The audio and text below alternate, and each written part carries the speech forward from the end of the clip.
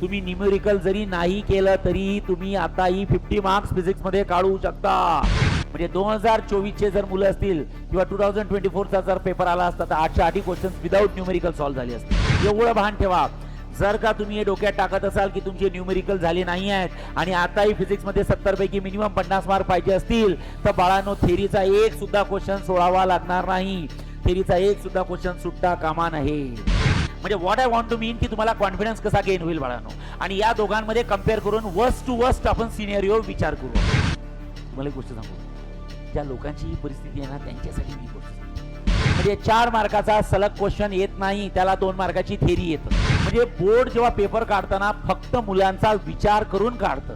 मी तर म्हणेल जर का एवढा विचार बोर्ड तुमचा करत असेल तर अजून याच्यापेक्षा काय विचार करायला पाहिजे रे, अजून काय टाकायला पाहिजे. पहिला सायन्सचा सब्जेक्ट कुठला आहे, फिजिक्स.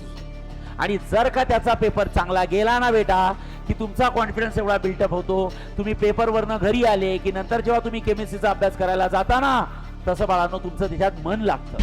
सुरुवात तुमची चांगली झाली पाहिजे. जर का सुरुवात तुमची चांगली झाली तर तुमचा एंड बरोबर होईल बाळांनो. आम्हाला माहित आहे की आम्ही या फेज मधनं गेलो आहे. त्या फेज मध्ये मुलांची काय स्ट्रॅटेजी असते, मुलांचं किती मुलं डिप्रेशन मध्ये येऊ शकतात, मुलांना टेन्शन काय असतं, ज्यांना न्यूमेरिकल जमत नाही त्यांच्यासाठीच हा व्हिडिओ आहे.